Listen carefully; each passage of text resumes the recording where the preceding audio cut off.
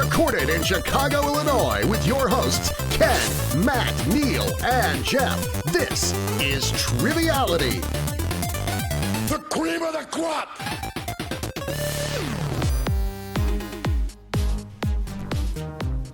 Hey, welcome to Triviality, the game where a lack of seriousness meets a little bit of knowledge, and it's got to come from the heart. Let me get another look at you. Welcome to the show, guys. With me, Ken, is Jeff and Neal. How you doing? I'm doing pretty good. I spilled some water. Rolling? I don't even know what to do with that. We are rolling. I did spill some water about 5 minutes ago all over the table, so a little out of it, but I might stand up for the most part of this. Well, you already know what's going on here. I can't even speak. This is back-to-back with the Vivek game, and still in the studio, our special guest today, Emily Baker. How you doing? Did you just break studio magic? Yeah, I did break studio magic. Wow. It turns out, what's his name from Star is Born is not actually in the studio either. Jackson, Maine. Thanks. How you doing, Emily? I'm great. How about you guys? We just hit her hard with this intro. This has been a wild time. But Emily is a Cruiserweight Champion, so we thank her for her continued support on Patreon, as we do all of our Patreon supporters. Mm-hmm. But especially me. Today, as in the same day as the last episode, Emily has actually prepared the game for us, and we're going to be doing a free-for-all, right?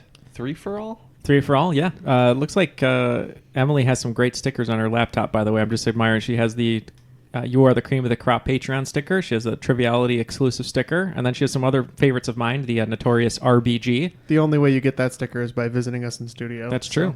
And then Batman, what would you call that? He's doing the airplane? Superman is airplaning Batman because Batman can't fly. So he's just trying to give him the experience. That's sweet. Sticker's really kind of nice. fun and flirty, wouldn't you say? It's all fun and flirty. I think that's true. It is fun and flirty. Ken's kind of fun and flirty. Yeah, thanks. That's what Emily called him before we started. Fun and flirty. Is that out of pity? Yeah, definitely out of pity.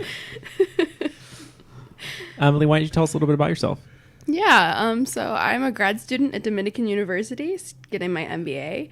I'm a secretary in the cardiology department of Loyola Medicine, and I also coach the speech team over at Lyons Township High School. So I like to speak in high school. Public speaking is fun for me. So. And she's a smart cookie, and she also baked us some cookies and brought them to the studio. I did. I'm trying to live up to my last name. Yeah. Oh, I didn't even think about that, but you're right. I had 2 Snickerdoodles. She specially baked me some vegan Snickerdoodles. Are you taking all of them home after this? I'll take a few. Okay, I had 2, but if I need to, I'll eat the rest of them. Yeah. I think you need your fuel, Neal. I do need some fuel, that's for sure. I call these cookies Neal fuel. So. Neal fuel. Good. And I do want to put a disclaimer. I'm not liable for anything that I say the rest of this game because it's probably going to be street trash. So, which is also a very... An on-fire garbage can. And if anyone has seen the movie Street Trash, it's a very cult movie. It is terrible, but it's awesome. So look it up. Speaking of which, Matt is actually living in a garbage can with Oscar the Grouch right now, right? He is. So nice. He is. He's living in the trash can. Matt was looking for a new barista, and Oscar the Grouch wanted to deliver the grouchiness that the customers at Starbucks give the baristas back to them. So there you go. Now they're going to ask for a nice grande no whip mocha, and he's just going to say, "Just get a mocha." I saw a nice article stating that the first Sesame Street character would experience homelessness. Oscar the Grouch has been living in a garbage can for 40 years. What are you talking about? Is he homeless though, or is that the good garbage enough? can is his home. He loves trash. That's true. He sings a whole song about it. He used to also be orange in the first season of Sesame Street. Disturbing. Yeah, that's like a famous trivia question that we've I think think around, so. right? He used to be orange. That's a cursed image that's in my head right now. An orange Oscar the Grouch. He's sort of like Gritty.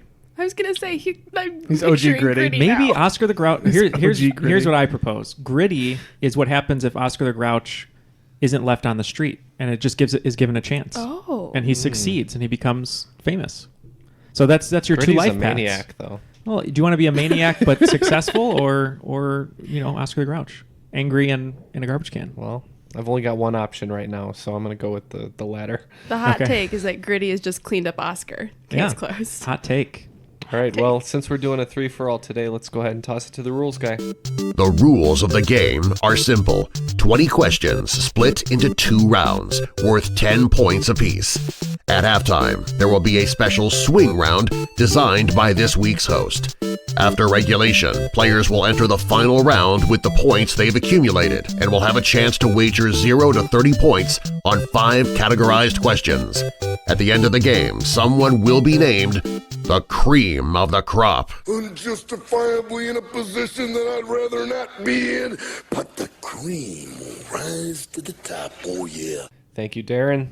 And without further ado and further hijinks, let's go ahead and get to the game. All right, guys. So your question number 1 is something that I think is very important. It's very important to me. It is Pride Month when we are recording this. So a travel writer, an LGBTQ activist, Meg Kale, said that Pride is way more than a parade.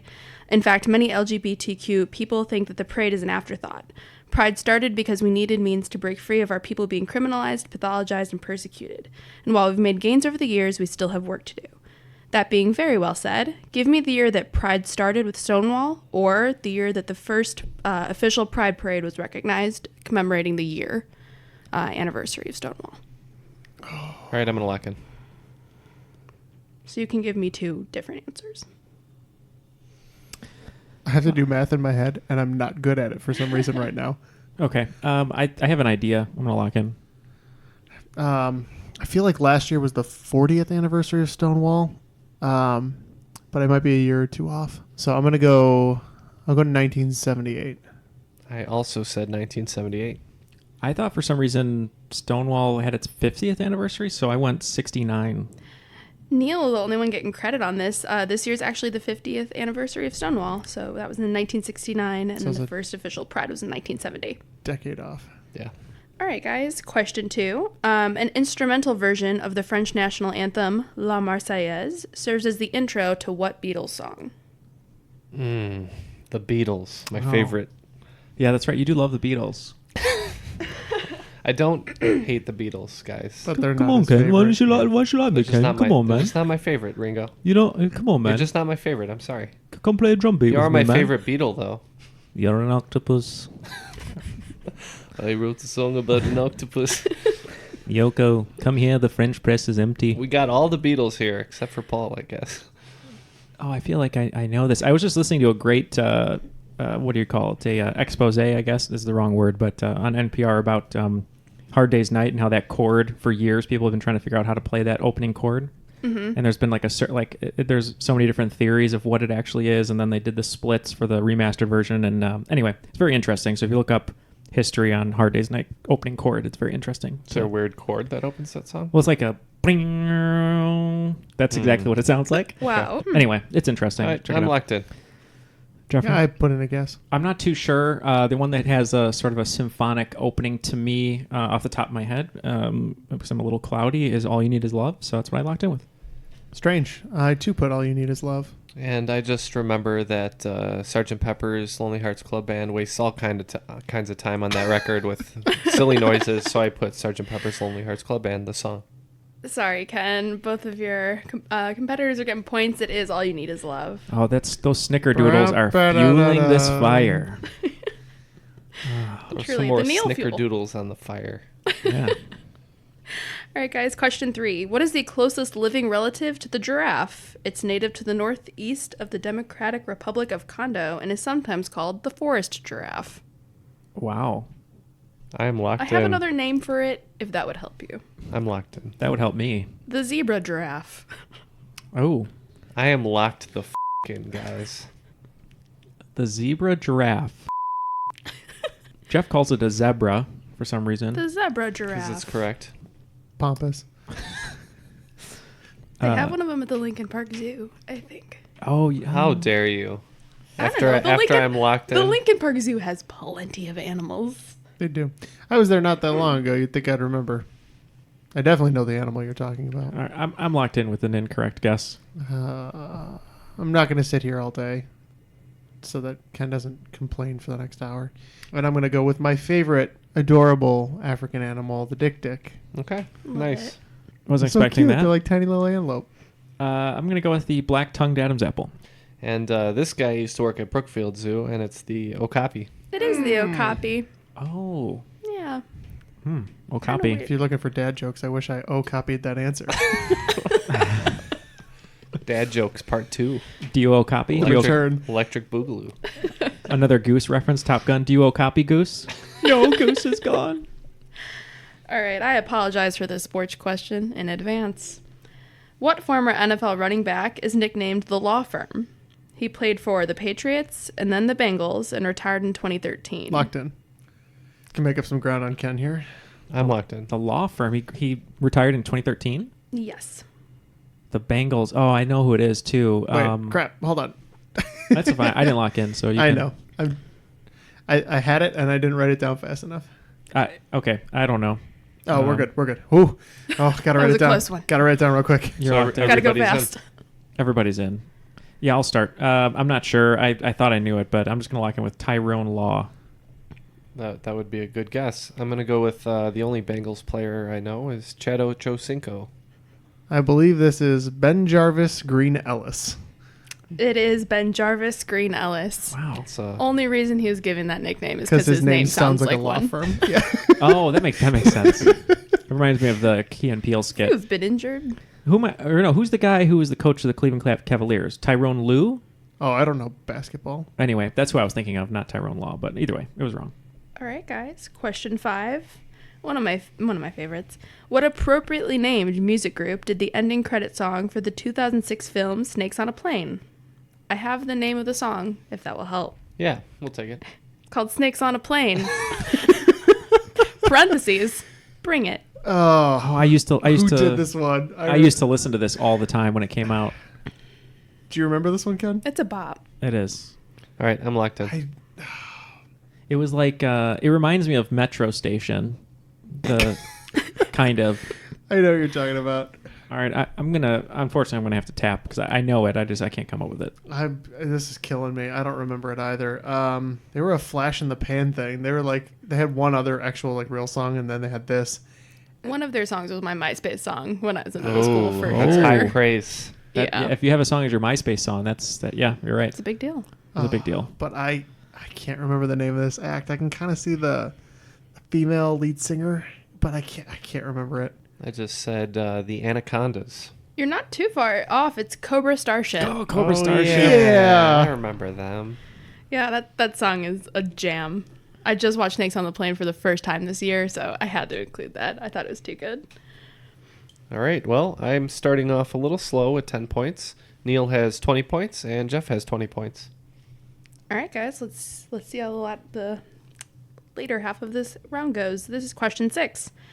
Some math. When you take the number of Shrek movies, add the number of Ice Age movies, and subtract the number of Kung Fu Panda movies, what number do you get? I'm locked in. Ooh, there's a lot of Ice Age movies. There are. Shrek Nice. plus Ice Age minus Nice. Kung Fu Panda. Are these canon Shrek movies? Yes, no spin-offs. Okay, cool. God, the Ice Age one, I stopped watching them after. I don't really think I've ever seen an Ice Age movie. I can't remember where It's they in the stopped. first one. Have you? Isn't Ray Romano? He's the woolly mammoth, right? Yeah. Hey, squirrel. I'm a mammoth. Deb. Ma. Hey. Ma, I've been transformed into a mammoth. Ma. Deborah. I'm a saber-tooth. Brad Garrett is not in the movie. Hey, Deborah. Should have been. I got a hot date tonight, Deborah. The saber tooth is, what's his name? Dennis Leary? Dennis Leary. Hey, boom, F-150. You like going to football games? You want bear on the side? Boom, F-150, 4 horsepower. 4 horsepower. Or whatever those stupid commercials. Oh, he doesn't say boom like John Madden, but I just feel like he just throws really random facts at you that you don't care about. He's like a shitty Bill Burr. Yeah. Oh, yeah, right. 26 miles per gallon. Oh, give me a break. I don't know, it's stupid. I feel like this question is basically how many Ice Age Impressions movies can we are do? there? We all know Shrek and Kung Fu Panda, but Yeah, I'm a little unsure on this one, but I'm locked in. I guessed the Cinco. I went 5. All right. I locked in with 6. I said 9.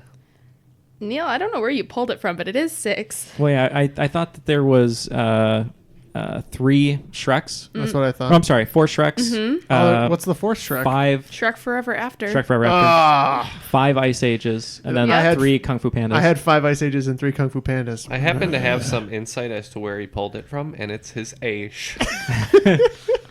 That Veronica Vaughn. I'm just impressed that anybody knew the correct amount of Ice Age movies. Well, so. I thought it was 4, and I was like, that can't be enough. Otherwise, nobody would ask. I knew there was one more Shrek than Justin Timberlake appearing in Shrek, so that's how I knew there was 4. He's in Shrek? He's in Shrek the Third. Oh. He's a prince? Right. Of course. He is a prince in real life too. Prince of the Woods. He's fun and flirty. Neal He worships is at fun the and altar, flirty. so... He is the prince of my woods. Oh my goodness. All right, guys. Question 7. What 19th century philosopher wrote The Twilight of the Idols, which word plays upon Wagner's opera, The Twilight of the Gods? And thus spoke Jeff. I'm locked in. I'm locked in too. Oh boy. The Twilight of the Gods. That sounds like a good sleeping pill. This is my 3rd favorite book by this author. Oh God, here we go. third favorite book. Hot take. Hot take. The only thing that's coming to my head is Stephanie Meyer, obviously, for Twilight. But I'm just going to go with William Faulkner. A popular philosopher in his day. I'm going with Camus. He's French. I Camus. believe you're looking for a German by the name of Friedrich Wilhelm Nietzsche. Ah. Yep, Jeff's correct. It is Friedrich Nietzsche. It does sound like Who is the nihilist? Nietzsche? Is it Nietzsche? There are several. I mean, he was a little bit of a nihilist. Who should I read if I just... If you're talking about the concept of the Ubermensch? If I'm feeling very existential. If you set out don't to even- beat Neal in trivia, be careful that you don't become the Neal yourself. Ooh. Yeah. That's a philosophical argument. And if you stare into Jeff's eyes Nothing. eyes stare back. Nothing gazes back at you. It's just a void. There's Emily, what do you see in Jeff's eyes if you stare into him right now? What do you see? Guys, it's crazy.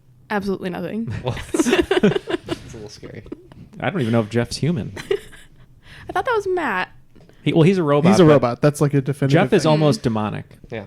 All right, guys. Question 8. If I told you that I had a Hemingway cat waiting for me at home, what's unique about that cat? Locked in.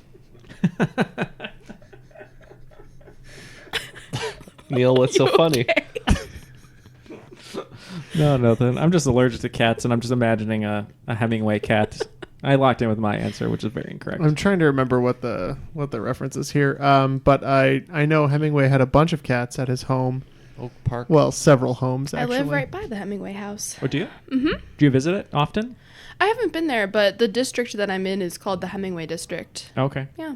Oak Park, Illinois. Yeah, that is a nice museum. Home of such greats as Frank Lloyd Wright And Hemingway. and Betty White. And Tom Lennon of Reno 911 fame. That's right.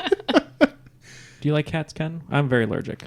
It depends on the cat. I'm scared of them. Are you? Real bad. You've listened to the How show. allergic? Have I told of the fire starter story? No. A Run with it. sleepover? No. So I was at a sleepover for just a friend sleepover or whatever. Preface this, I was in a lot of pain as we were playing hacky sack, and someone like full strength whipped the hacky sack into a different Different sack. and I was bowled over in pain for several hours. Anyway, so we're doing a sleepover, and we said, let's watch a scary movie, and someone had a DVD copy of Firestarter, the Stephen King adaptation with Drew Barrymore. Of course. So I was super excited, and we're watching this movie. It's like, I don't know, midnight or 1 a.m. And the guy had a cat, and I don't really like cats, and I feel like they don't like me because they know I'm allergic. So the cat had actually scratched me earlier in the night. Did And you get cat scratch fever? I did not. Yeah, I was like Ted Nugent. I just became incredibly racist all of a sudden. So we were watching the movie, and I was like, hey, your cat scratched me. Can we like somehow, put it away? And he's like, well, I can't put it away, but we took couch cushions and stacked them into the doorway, like whatever that is, 6-7 feet tall. So it's like, just imagine 3 couch cushions stacked high. So we're watching the movie. It's like really deep into the movie. It's really late. And all of a sudden, out of the corner of my eye, I'm like half asleep. I see the cat perched on top of the couch cushions staring at me. And I told my friend, I was like, your cat's going to attack me. And he's like, don't be an idiot, Neal. He's not going to attack you. He's a nice cat. And sure enough, a big loud bang in the movie, and the cat jumps, all the cushions break, and it comes right at my face and jumped on me, and I was under my sleeping bag and was protected, but I almost died. I too was attacked by a cat once. Were you? Same. Yeah. That's why I'm scared of them. I'm not scared of them, but some of them are just too needy for my taste. Anyways, Hemingway cats. What do you think? The reason I was laughing, if it was a Hemingway cat, the characteristic I think it would be is a hard-drinking bearded bastard. I was trying to decide whether I was going to go with pipe smoker or a Hemingway cat is when you die and abandon your cats at your home in Key West, Florida. But I went pipe smoker. And I think if Neal had been scratched by a Hemingway cat, he would have one extra claw mark going across his arm because I think they have extra toes. They do. A Hemingway cat is a polydactyl cat. They have more than the usual number of toes on one or more of their paws. There are about 40 to 50 cats. Like half of them are polydactyl at the Hemingway house in Florida right now. So. Neat. More than meets the cat eye. Yeah. Yes, truly. All right, guys. Question 9. China is one of the world's largest countries in terms of landmass, covering over 3.5 million square miles and containing 22 provinces. Over all of this area, how many time zones does China have? Locked in. I'm going to lock in 2. I feel like we've had this question. It's either a trick question and it's 1, or it is not a trick question And it's the right answer. and it's the right answer. Well, okay. At least you helped me out there a little bit. I'm gonna go with 4. Yeah, I said 4 too, but I think I'm wrong. Yep. Because while it should be 5, the correct answer is 1. Oh. Yep. They call it Beijing time. They geographically span over 5 time zones. Mm-hmm. Crazy side tangent. There That's was okay. somebody. We take those on occasion on this show, Neal. There was someone who recently proposed having like one world universal time zone to make everything so much easier, and I was like, how would that work? So I'd have to like get up at like 4 in the afternoon, and I realized Same. China basically does that now. Yeah, I mean like. They adjust their business hours then? No, you get up at a local time, but like if you're all the way in like the Tibetan region in Western China, you're just getting up 5 hours later. Yeah. So you're getting up effectively at like 3 a.m. to go to work. The brain can't comprehend. But I mean, I think it's wise. I think it makes total sense. You know, anything above 30,000 feet is the same time zone Oh, because planes all run on Greenwich Mean Time. Cool. So they I don't didn't crash know into that. each other. Nice. All right, guys. Question 10 of this round. Who created the Cowboy Code in the 1950s, listing qualities that every cowboy should take to heart? Some included are, he must not advocate or possess racially or religiously intolerant ideas, so John Wayne's out. and being gentle to animals, which I think is kind of nice. What year did you say? 1950s. 1950s Cowboy Code. I think I've heard of this. I'm gonna lock in. I have an answer. This is a bad guess. Who's the guy Now who that I played? think about it. Who's the guy who played Maverick? Oh, the remake or the original? The original in the 50s TV show. Let's see. Hold on. It was Mel Gibson and it was Gardner. James Gardner. Yeah, James Gardner. So I went James Gardner. I went Will Rogers. I'm wrong, but I said Clint Eastwood. Unfortunately, no points for this one. It's Gene Autry. Oh, Gene Autry. That was the other one I was Singing thinking cowboy. The singing cowboy. Some other things in the Cowboy Code. A cowboy must keep himself clean in thought, speech, and actions and personal habits. of. Make sure to bathe. I don't think this is reflective of any real cowboys. And the cowboy must respect women, parents, and his nation's laws. So not including the Dallas Cowboys then. Yes. Not a lot of cowboys in this Cowboy Code. Do you follow the Cowboy Code? I'm nice to animals. There you go. You're a cowboy. I We're take all baths. cowboys I don't down follow here. my nation's laws. Do any of Jaywalking. us? I do a lot of jaywalking. How dare you? So at the end of round 1, it looks like the Cowboys sitting across from me have 30 points each, and this buckaroo has 20 points going into the swing round. A lot of nice chaps in here, and I don't mean us. Oh my god. It's time for Woody's Roundup. All right, guys, it's time for me to be a major buzzkill. I know you give Jeff some shit for being a bummer, but your swing round today is serial killer roll call. Fucking yes. So I'm going to give you in alphabetical order the nickname the serial killer was given, and then in alphabetical order the actual name of the person. Okay. You just have to match them up. All right. Okay? The first one is Barbie, BTK, The Damsel of Death, The Devil in the White City, The Night Stalker, Scarface, Son of Sam, The Co-Ed Killer, The Green River Killer, and The Vampire of Sacramento. As it turns out, all the cool serial killers that I like don't have nicknames. They're not cool, Jeff. All right, and here's the names in alphabetical order. Eileen Wernos, Al Capone. I'm counting him. David Berkowitz. Dennis Rader.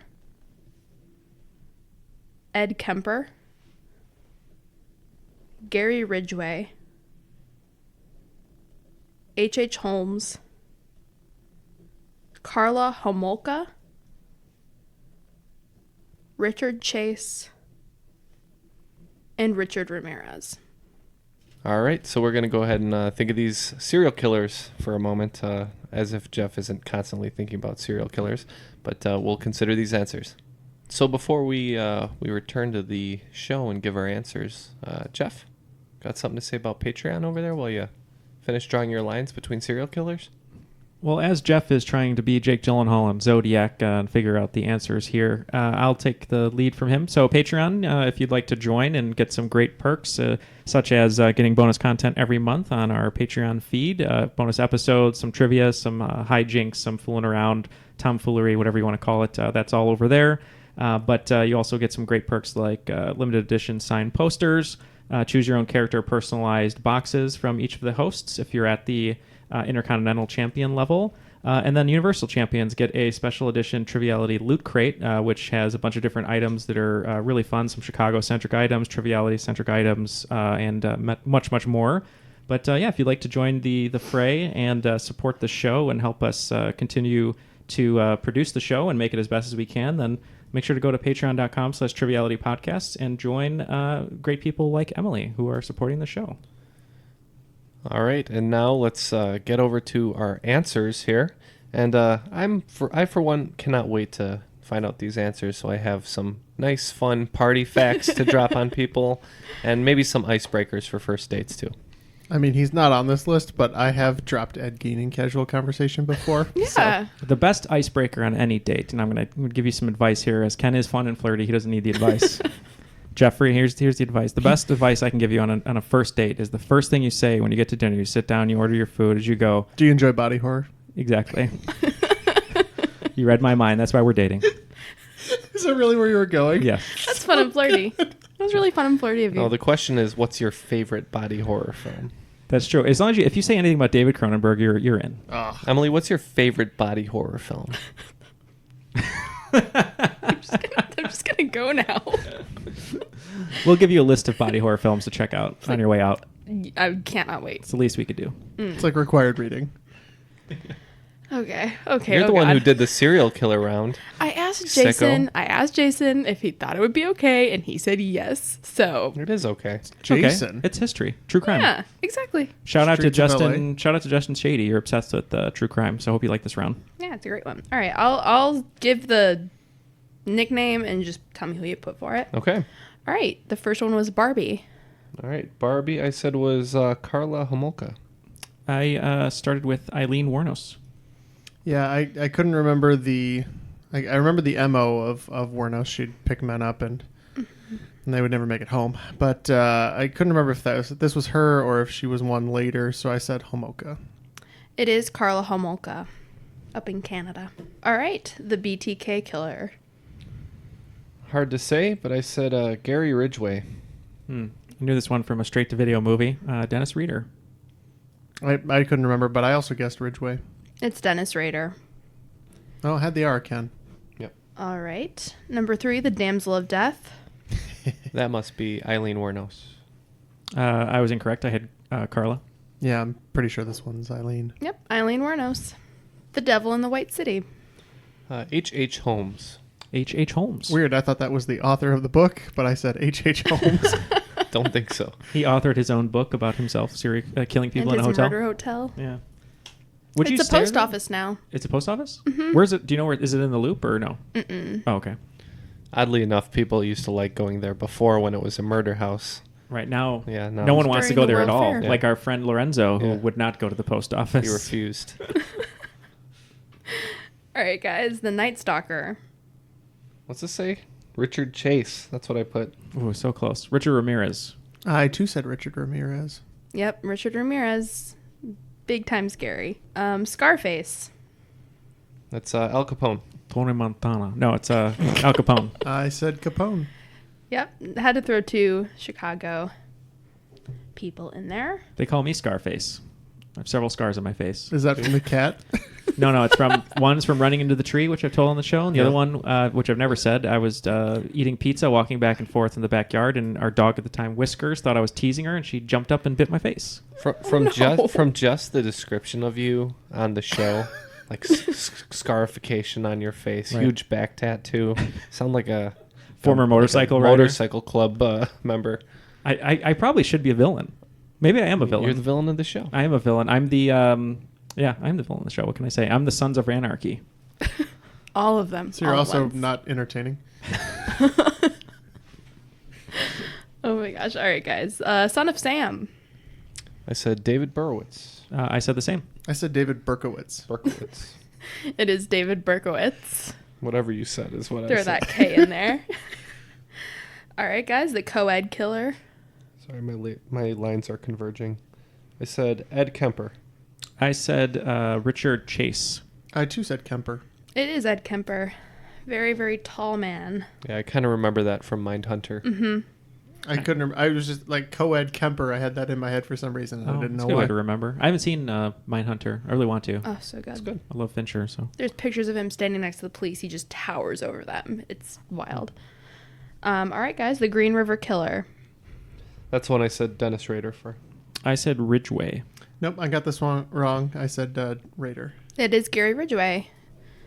I think he might have the record for most murders. I can't remember. It's a lot. He also confesses to a lot that he didn't actually do from prison because he wants the credit for it.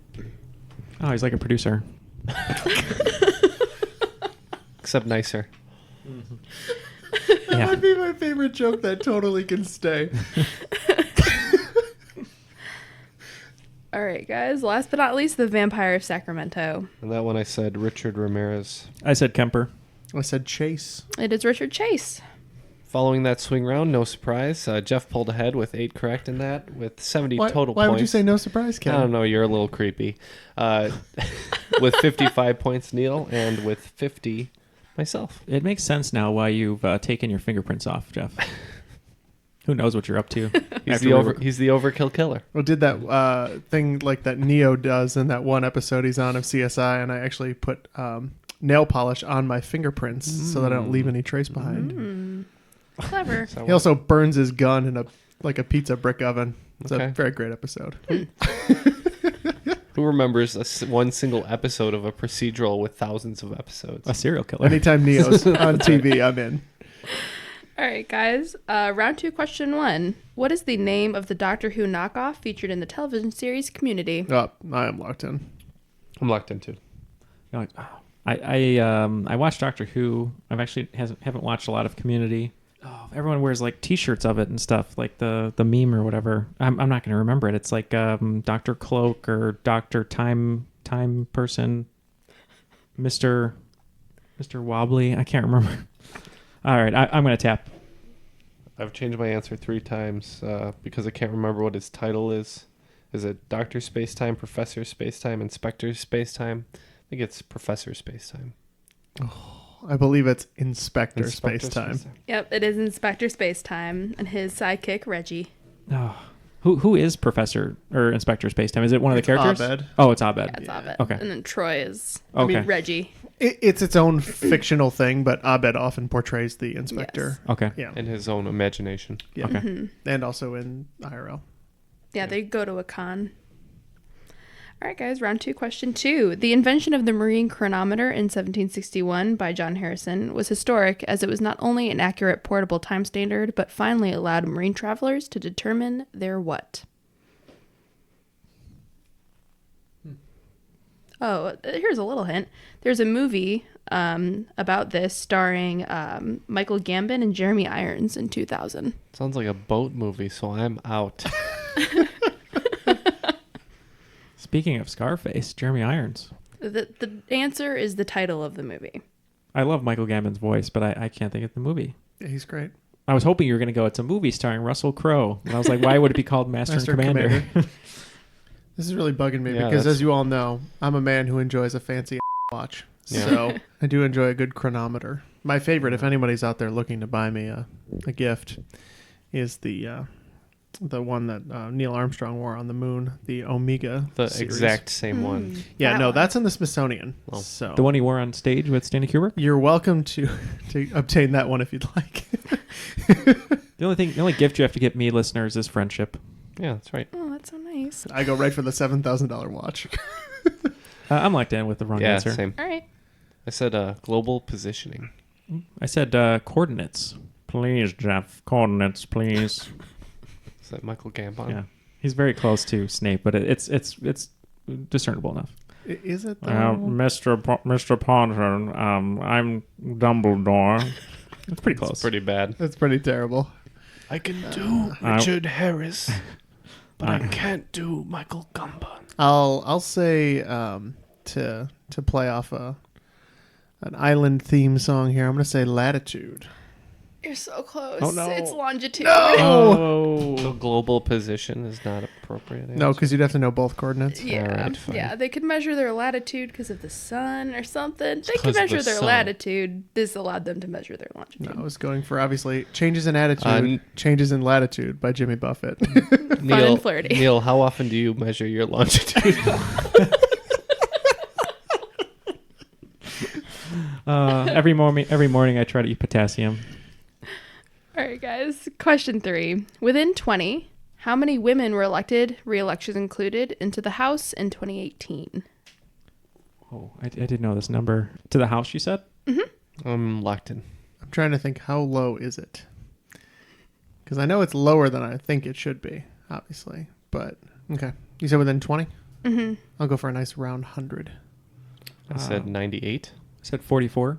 Jeff and Ken getting points there. It was 102 women. So you could have had between 82 and 122. That made me cry the first time I read it. Yeah, because there's 435 representatives.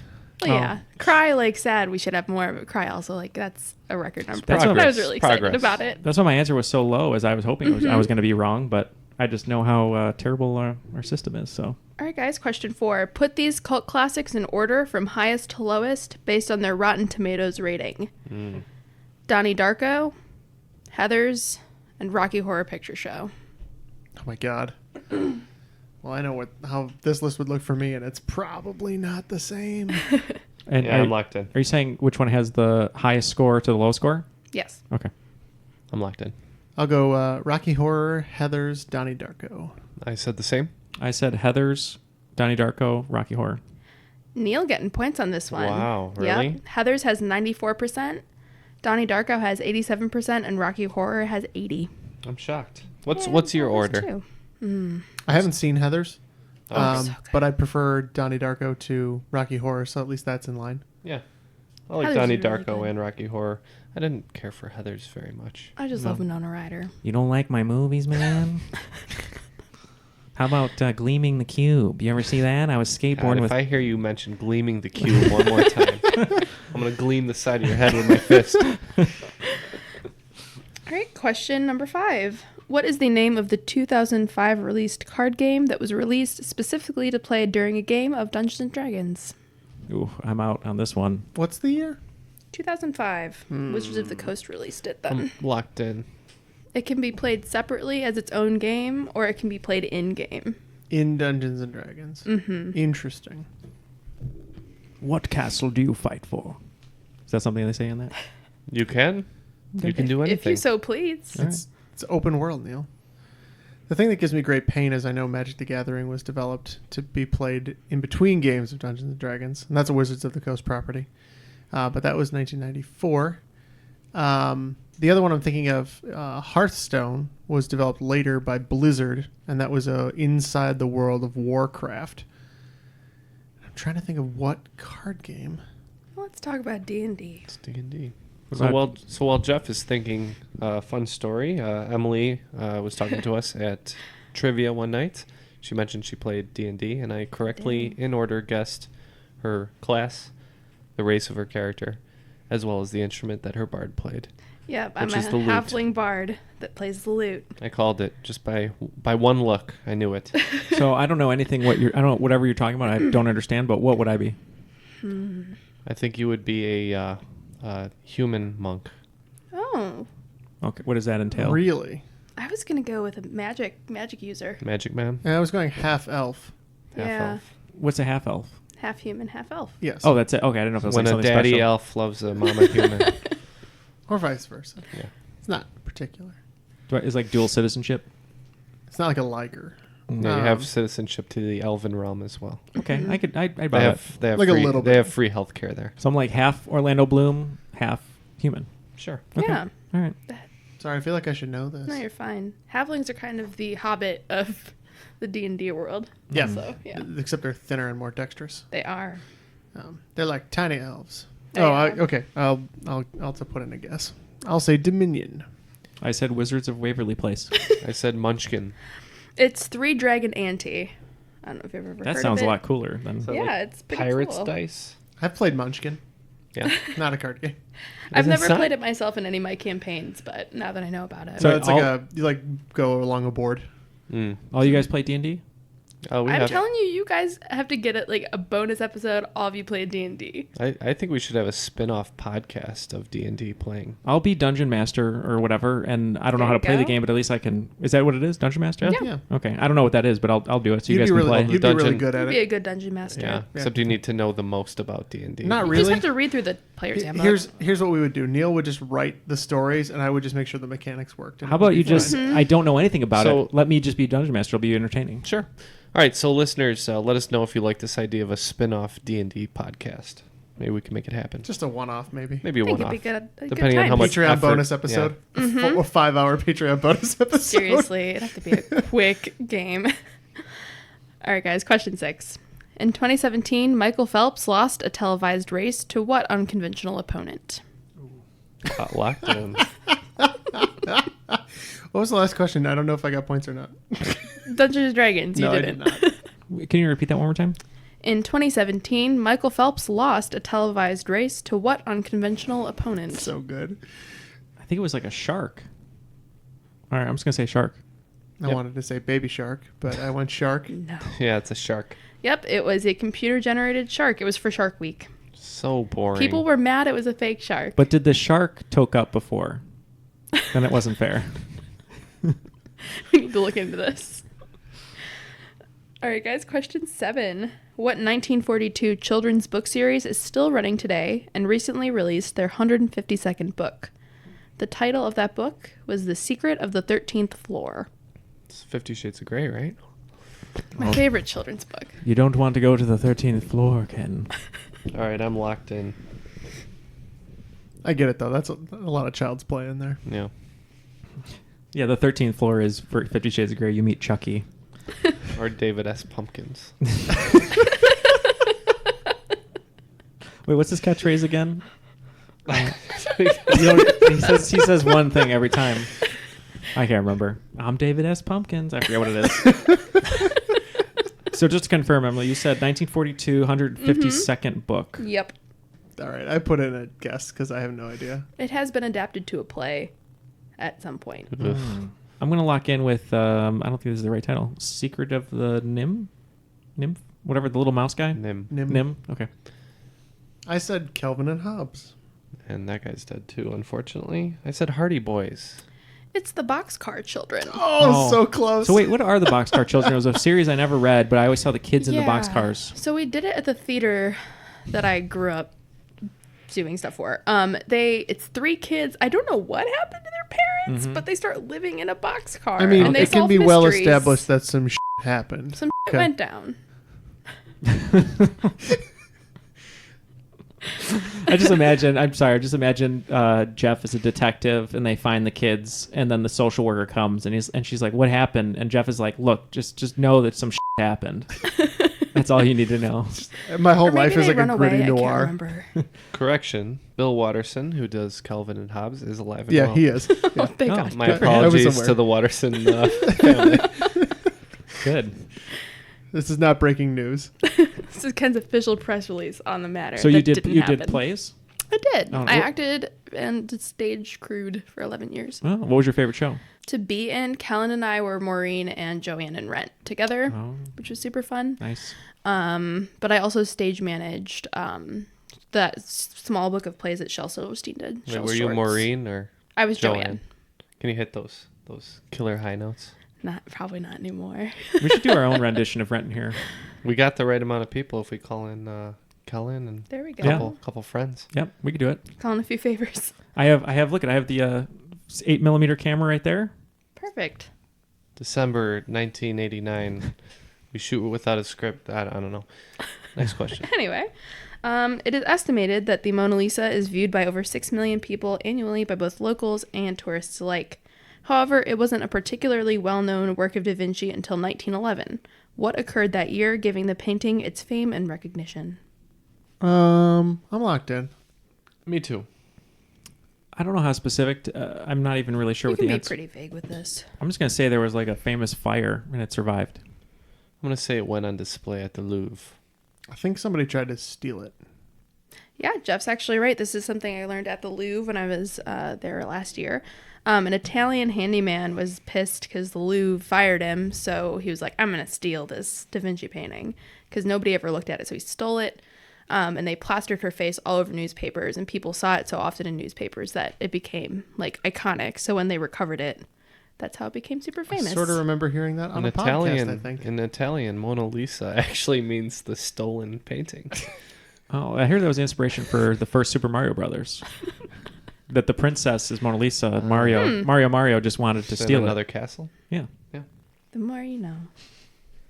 All right. Question number 9. What was banned in the NCAA basketball from 1967 to 1976? Locked in. Do you know? When you Getting lock kind in of a quickly, Matt it's one of question two things. You either know it or you really don't know it. But you have a joke. I have three ideas. I just don't know which one is right. There's like a signpost on the way to this answer, and I think I'm reading the sign, probably on the wrong path. Yeah, I'm locked in. So I'm between dunking and the 3-point play, and as I'm saying it, I don't know why they would ban a 3-point play. They probably introduced 3-point at some point. So Yeah, I don't think it was a thing. yeah. That So point. I'm just gonna say just slam dunking was banned. That's what I guessed. I said dunking. And I said no knives allowed on the court.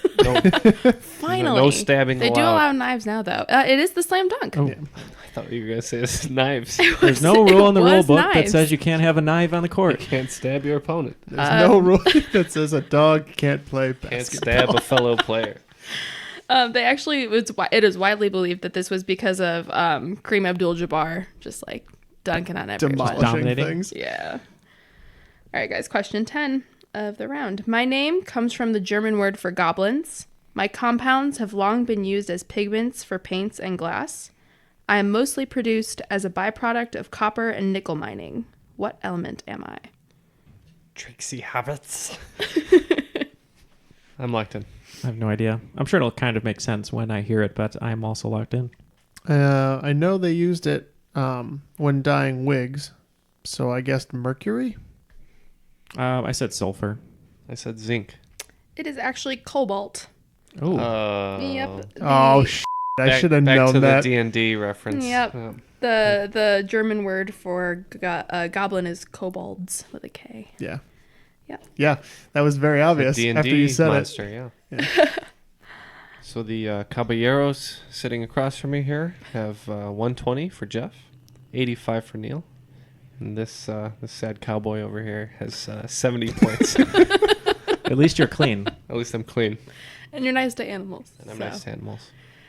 All right, guys. I'll give you these categories. You can wager accordingly. Category 1. What can you do? Medicine's not a science. Category 2. Everybody must get stoned. Category 3. She's chopping broccoli. Category 4. 50 Shades of Shrimp. And Category 5. I guess that's why they call it the blues. All right. All the wagers have been locked in quickly. So let's go ahead and get those questions. All right, guys. For what can you do? Medicine's not a science. Dr. Max Jacobson, or Dr. Feelgood, treated hundreds of celebrities, including President Kennedy, Marilyn Monroe, Truman Capote, and Tennessee Williams. However, he lost his medical license in 1975 when it was discovered that his magic elixir was actually what chemical substance, or what substance. All right. Everybody must get stoned. The type of travertine stone used to construct the Sacré-Cœur in Paris is distinct in that it is extremely hard with a fine grain and exudes wet carbonate mineral on contact with rainwater, keeping the stone clean. Like a cowboy. Like a cowboy. Category 3, she's chopping broccoli. When you julienne vegetables, what shape are you cutting them into? Category 4, 50 Shades of Shrimp. You might already know that David Alan Grier and Ice Cube both took a pass, but early on in his career, what comedian turned down the role of Forrest Gump's sidekick, Bubba Blue? And category 5, I guess that's why they call it the Blues. The St. Louis Blues finally won their first Stanley Cup. Before this historic final, how many Stanley Cup finals have the Blues appeared in? All right, guys, what substance did Dr. Feelgood inject into our friends President Kennedy, Marilyn Monroe, etc.? All right. Well, I have, in honor of our guest, I have bet a baker's dozen all the way down. So 13 points apiece. Could be enough to get you the win if you Yeah, play your cards so right. let me know if I need to be more specific, but Okay. I believe he was injecting opiates into them. Hmm. Heroin? Morphine? Heroin. Okay. I wagered 0 all the way down, hoping that these guys would crash and burn and I could come out victorious with 85. So the first one, didn't know it. I put potash. They call me Dr. Feelgood. It's going to make you feel all right. I said horse semen. Why? That's It's so much. funny. I hate everything about that. It's meth. Meth. Wow. Yeah. Not an opiate. President No, not Kennedy an was definitely on meth when he stripped in the Carlisle, and Marilyn Monroe when she sang Happy Birthday. Wait, Kennedy stripped in the Carlisle? Yeah, Oh, right? I didn't know that. Oh, by the way, I wagered 5 all I don't the way think down. anybody knew about it because Secret Service kept him in the building. I could be wrong on that. I'm pretty sure. You take off your shirt, I take off my pants. Oh my gosh. Show me yours, I'll show you mine. All right, guys, for everybody How must much get for one crack rock? For everybody must get stoned, what carbonate mineral is exuded in the rain for Sacré-Cœur? Sacré-Cœur. I didn't hear you say carbonate, so I said rust, which is iron oxide. I realized that you said mineral, but I was just thinking of limestone, so I said lime. I said aluminum sulfate. It's calcite. Ooh. The building is super clean, and in the areas that don't get rain, you can still see it's like super grimy. But it's a self-cleaning building, which I think is kind of neat. I've heard of that before, but I did not remember. All right, guys, what shape are you cutting vegetables in if you julienne them? I believe that's strings. That makes sense. I put diamond. I put hearts. Just to be. It is strips or matchsticks. So strings is good. Strings is fine. Thank you. All right, what comedian turned on the role of Bubba? I said Richard Pryor. I don't know if he was alive at the time. My logic He would have was been, I think, yeah. maybe. I thought Will Smith, but he wasn't. He's not really a comedian. Martin Lawrence would have had Martin, so he would have been too famous. And then I thought of Tommy Davidson, who wasn't famous enough. And I was like, who else is a really great comedian who just would have been starting out? And I said Dave Chappelle. I said Marco Clark Duncan. Not a comedian, but It was actually Dave Chappelle. So yay for Neal. No points. That's all right. All right, and finally, how many Stanley Cup Finals have the Blues been in? I think I heard about this from a coworker who likes the Blues, and we were talking about. wait, is that including this year? No. Okay, cool. We were talking about their trudge to the Stanley Cup this year, and I think they appeared in one other final in which they were swept. I don't follow hockey really, so I just kind of picked a number that seemed like it would be enough. I said 3. I also thought it was only 1. Neal again, just getting the points or lack of points. It is 3. They had 3 consecutive in 1968, 1969, and 1970. And They one of those lost was against Boston? all 3 of them. I don't I know. think they were swept in all 3 or something. Yeah, something like Wow, that. they're like the Buffalo Bills back then. Yeah. Okay, the scores have been added up, or should I say subtracted up. Looks like bringing up the rear is this cowpuncher with 31 points. Cowpuncher? Did you mean cowpoke? Neal, the ranch hand, has 85 points. And today's cream of the crop, 95 points, Jeff. The cream of the crop!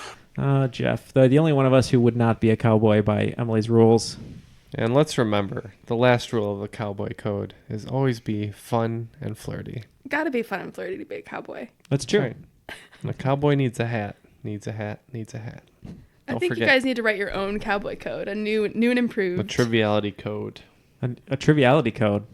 That could be interesting. Yeah, what do you guys think? Say it in the crop here, in the thread. What is the triviality code? Yeah. Let us know, and then maybe we'll make like some sort of scroll, and I don't know. I'll put it on the remaining part of my back that is not tattooed. We'll include it in our D&D campaign. It'll just be... Yeah. Well, I see Jeff has helped himself to a cookie, so he can't respond right now, but No, I'm good. good game. You you. earned it. Yeah, it was great questions, Emily. Thank you. Loved having you here. It was a lot of fun, and yeah, made me feel at ease. The Snickerdoodles give me the right amount of sugar. Felt good. I was on point. I was not doing You ballet. know the secret ingredient to those Snickerdoodles? Horse semen. Meth. Oh, meth. That's why you feel so good.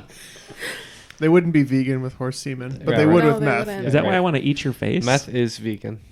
I guess it would be. Yeah, why not? Well, You heard it here, folks. On that note, we want to thank everybody for sticking through this recording and listening. Thank you to Emily for the great game and for her Patreon support. My co-hosts Jeff and Neal. This is Ken, and that was a very wacky episode of Triviality.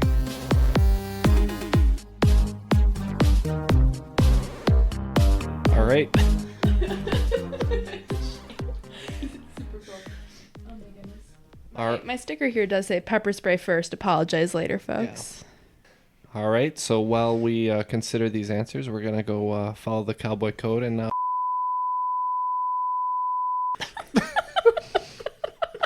Why? Because you're supposed to keep your body clean? Is that what you're getting at? Just trying to follow the cowboy code, all right? It just seems like it should be part of the Cowboy Code. No. It's always wear a condom, obviously. Obviously. Cowboys don't wear condoms. No. Sailors don't wear condoms. Neil. Cowboys. Might have been a sick ostrich. Yeah, right.